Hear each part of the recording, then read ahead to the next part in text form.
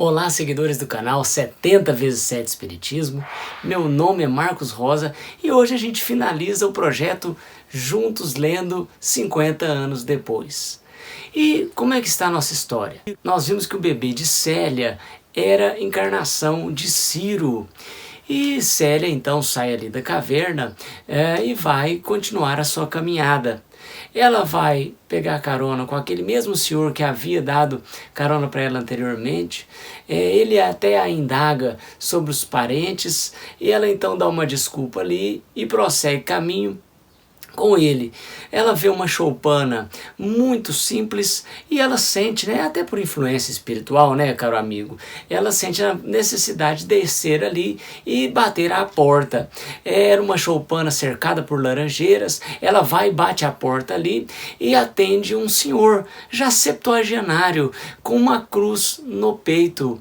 Esse é o átimo, esse é o momento que faz com que ela tenha certeza que ela bater no local correto. E ela então é atendida e aquele senhor de nome Marinho já identifica prontamente com ela. Ela então com o bebê no colo entra na casa do Marinho, ele conta, olha só como é que é a influência espiritual, ele se sente tão bem com ela, que ele conta a vida dele para ela, inclusive que ele tinha uma filha e que o desejo era trazer essa filha para ficar com ele nos braços do Evangelho de Jesus. E só que essa filha não teve o êxito porque ela falecera. E parece-me que ele identifica-se tanto com Célia que ele vê nela uma filha. Pareceu-me, e o livro vai assegurar isso daí. E ele vai contando a história dele e ele diz que fora condenado e que ia à morte a não ser pela intervenção de uma pessoa muito boa chamada Quinéio. Nesse momento, Célia, que já estava emocionada, cai em prantos, porque Quinéio era avô de Célio, lembra-se? Pois bem, ela então espera o final da história ali do Senhor Marinho e vai também, pela empatia espiritual, contar ao Senhor Marinho toda a sua história e que Quinéio era seu avô. O Senhor Marinho, que já está no final da vida, diz a ela então que ela pode ficar na casa dele o tanto que ela quiser, mas que assim que ele já estava dando sinais de que desencarnaria e que seria interessante que ela retornasse para o mosteiro de onde ele viera. E retornasse como homem, porque o mosteiro tinha muitas regras e uma delas era não aceitar mulheres. Então ela voltaria transvestida de homem. Nesse meio tempo, o filhinho que acompanhara Célia durante toda a sua jornada também desencarna, ou seja, Ciro volta ao plano espiritual. Célia fica muito abatida, mas com fé em Cristo prossegue seu caminho, já que o Senhor Marinho morre, e ela então vai para esse mosteiro. Chega no mosteiro, é recebida ali pelo porteiro que diz a ela, olha, o senhor veio aqui amando do Senhor Marinho, será muito bem recebida, mas recebido, porque ela estava de homem, mas eu já quero lhe dizer uma coisa, o mestre Epifânio aqui, ele dá muitas regras, ele foge até o que Jesus falava de liberdade, tantas as regras que ele tem, ele só aceita ser chamado de mestre, é árduo ficar aqui. Mas mesmo assim Célia dá o nome de Senhor Marinho, o mesmo nome do pai, diz que quer ali ficar. E assim é feito. Epifânio a recebe, coloca todos os seus regramentos, e ela agora, como o Senhor Marinho, vai aceitar, e ela vai até despontar ali no mosteiro como disciplinada. Isso gera um despeito para o Senhor Epifânio, que já fica de olho nela ali. Nas reuniões, ela dava as suas opiniões e às vezes até contestava o mestre Epifânio, razão pela qual mestre Epifânio manda que ela vá fazer viagens habituais, onde ela ficaria 2 dias fora, toda semana, para evitar esses confrontos, e ele perdesse aquela orgulhosa senda de ser o melhor. Pois bem, ela vai, toda vez que ela faz essa viagem para um mercado, ela vai ficar ali numa hospedaria. A hospedaria era do senhor Menênio, que tinha uma filha chamada Bruneilda. E essa Bruneilda apaixona-se pelo Marinho, Célia, mas Bruneilda achava que era o Marinho. E Célia sempre a refutava. Ocorre que, vendo que não teria como, a Bruneilda começa a ter um relacionamento com um soldado romano e engravida. O soldado romano, vendo que ela está grávida, parte, foge em desabalada carreira sem dar notícia. E Bruneilda então esconde a gravidez pelos 9 meses, mas já às vésperas do parto não tem como esconder do pai e vira para o pai e diz: olha pai, eu vou ter um bebê e quem é o pai é nada mais nada menos do que o Marinho. O pai espera o bebê nascer, não aceita essa história, não era cultura da época. Pega o bebê e o Marinho e leva lá no mosteiro para falar com o Epifânio. Fala: Epifânio, olha aqui, olha o que seu monge fez, né? Desonrou a minha família. E deixa lá o bebê e o Marinho e vai embora. Célia e Epifânio começam a ter um diálogo. Epifânio já a acusando, dizendo: olha, esse aqui é seu filho e você não pode ficar aqui, você tisnou as regras do mosteiro e serás expulso daqui. Célia, em momento algum, nega o bebê, era um inocente que estava ali, e ela sente que é uma missão dela, e ela então ampara o bebê, e vai ser expulsa, e ela pede, implora para o senhor Epifânio, para que ela pudesse ficar num casebre que tinha lá no horto, né, que era nos pés do mosteiro, porque ela não tinha para onde ir, estava novamente com o bebê, e se fosse expulsa, passaria pelo mesmo problema, pela mesma situação que passara outrora, que tinha causado um trauma nela. Epifânio ia negar o pedido de Célia. Mas como estavam todos os monges ali, todos os monges gostavam da Célia, ele colocou em votação. E todos aceitaram que Célia, ali o Marinho, ficasse lá naquele casebre. E assim é feito, o Marinho com o bebê vão para o casebre, lá no horto do mosteiro, e ele ali fica fazendo evangelho, cultivando a horta, cuidando das criações, e um belo dia bate à porta uma mãe com um bebê muito mal, e ela pede para que o Marinho pusesse as mãos, como os apóstolos de Jesus faziam, sobre a fronte do bebê, e Marinho cura o bebê. Isso reverbera ali nas imediações e todos vêm fazer fila para submeter as suas agruras às mãos benfeitoras do Marinho, abre parênteses, Célia. O livro então nos leva a Roma. São passados 10 anos após a saída, a expulsão de Célia dali. E nós vamos ter os personagens Fábio, mal preocupado com a Célia, nós vamos ter a Alba também com saudades da filha, e nós vamos ter a Cláudia com o advento de um novo imperador, que é o Antonino. A Cláudia perde o seu status social, ela está no ostracismo. Nós temos uma Ratéria arrependida de tudo que fizera, e Ratéria chega então na casa de Elvídio, bate a porta e diz assim: olha, eu me tornei cristã, eu preciso falar com o Elvídio e com o Fábio. Quem a atendera fora a Alba, e obviamente a Alba também vai ouvir o que ela tem a dizer. Momento de extrema ansiedade aqui no livro, pessoal. Você fica louco para ver se realmente a Ratéria vai contar o que aconteceu, e ela conta. Ela vai contar aos 3 todo o estratagema perpetrado por Cláudia, né, que culminara com a expulsão de Célia ali daquela casa. Célia, que era inocente, não era mãe coisíssima nenhuma daquele bebê que fora colocado ali no leito da Alba, você se lembra, para tentar incriminá-la. O Lólio, esposo da Cláudia, suicidou-se, né, e o plano de Cláudia caíra por água abaixo, e ela estava então muito relegada ao ostracismo. Ratéria conta isso, o Fábio quer matá-la, tira uma adaga para matá-la, a Alba não deixa, e Alba entra em estado de choque. A única coisa que a Ratéria quer é o perdão. No entanto, eles nem olham para a Ratéria.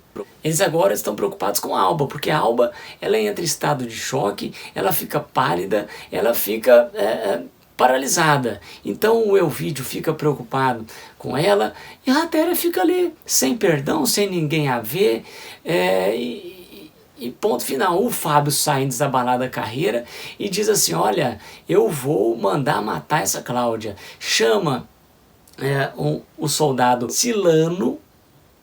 O Silano era, lembre-se, o Silano era filho da Cláudia com Elvídio, né? Que fora deixado às portas lá do velho Quinéio. E o Silano, ele estava junto com o Fábio e cresceram muito com o advento do novo imperador, com Antonino.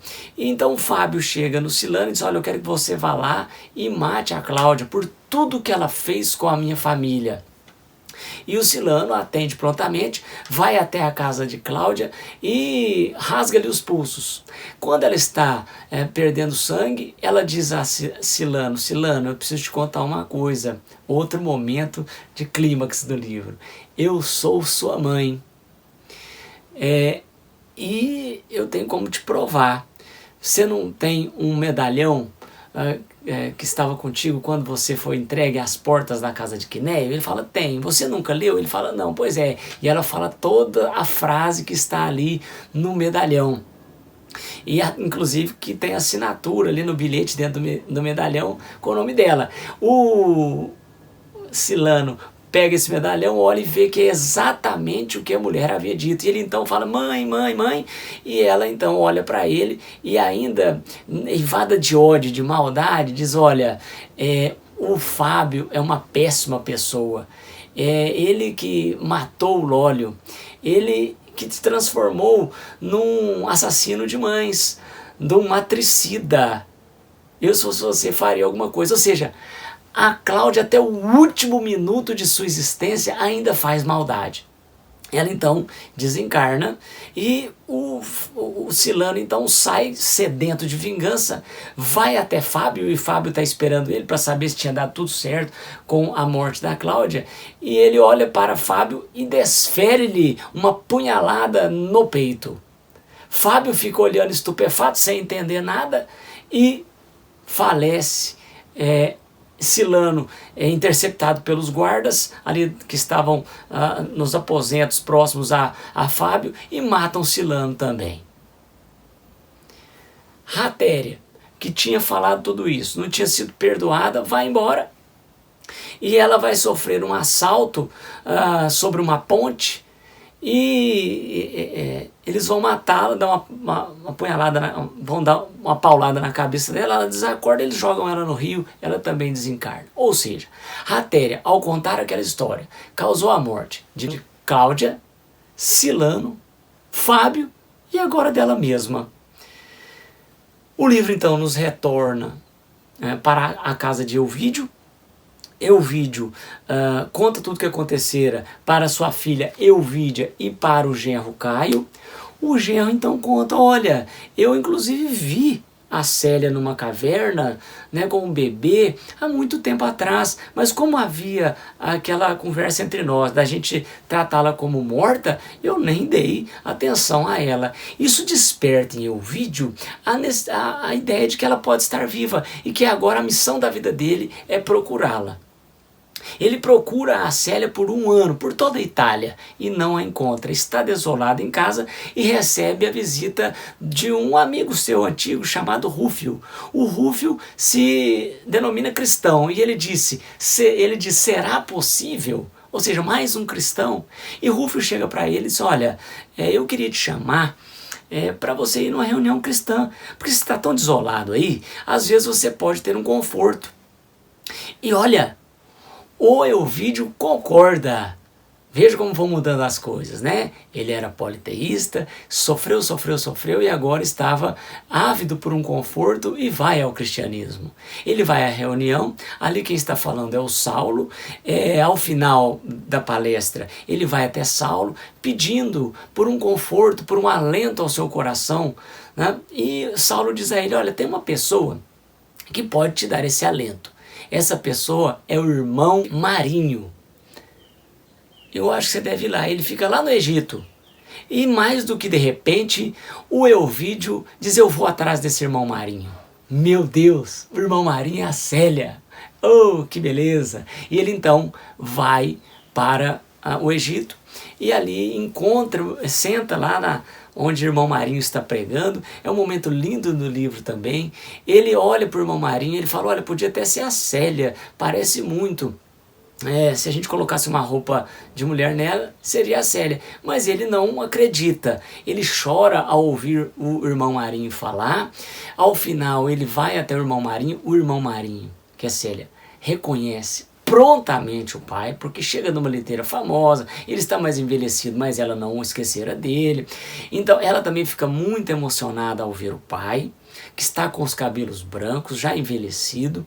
O pai vai conversar com ela, ainda como irmão Marinho, e o irmão Marinho diz a ele, olha, fique na minha casa, ela é simples, mas você pode ficar lá. E o pai aceita. E eles então vão ficar ali, vão conversar, né? E o pai conta do seu arrependimento, que havia feito algo muito ruim na vida, conta toda a história, que Célia sabia até um certo ponto, né? As demais situações que ele conta, né? Como a morte lá de Cláudia, a morte de Fábio, enfim, da própria mãe Alba, né? Porque Alba vai falecer, gente, ela não suporta aquele momento de extremo pesar que ela vai ter de si própria e não ter intervindo, não ter entrado contra o marido, evitando a expulsão da filha. Então, ela fica muito emocionada, mas ela não conta que ela é Célia. Ah, por que não conta?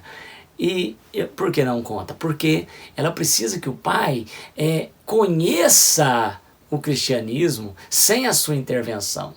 E ela então dá um alento ao pai que estava com o coração tão amargurado. Ela diz ao pai assim, olha, você não encontra sua filha?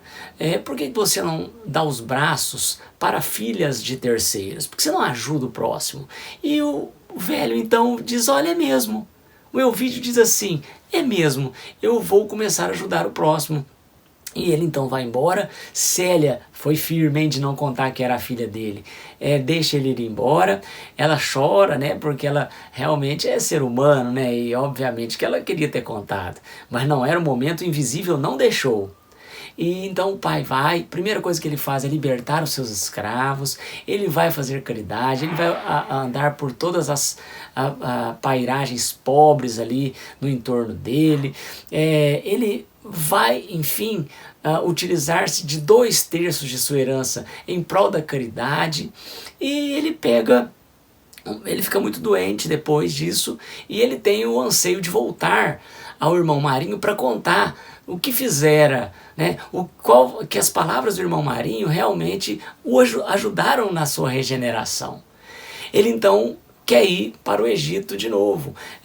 Os filhos falam para ele não ir, né, filhos? Aí eu vi de um marido, né? O marido era considerado filho naquela época. E diz, não vai, você não tem condição. Eu vou, preciso ir lá. Ele vai tropegamente, chega lá no Egito, se depara com o irmão Marinho também está com tuberculose, eles se encontram, e o Elvídio então conta tudo para o irmão Marinho que tinha acontecido, que ele regenerara-se, e o Elvídio diz mais, eu queria tanto ter visto a minha filha antes de morrer, eu estou já no finalmente mesmo.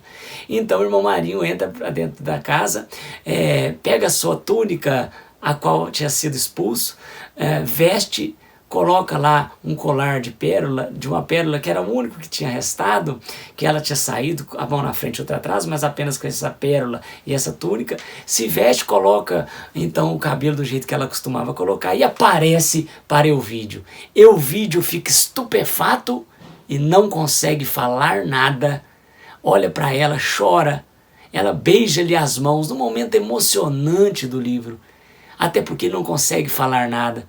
e ele desencarna.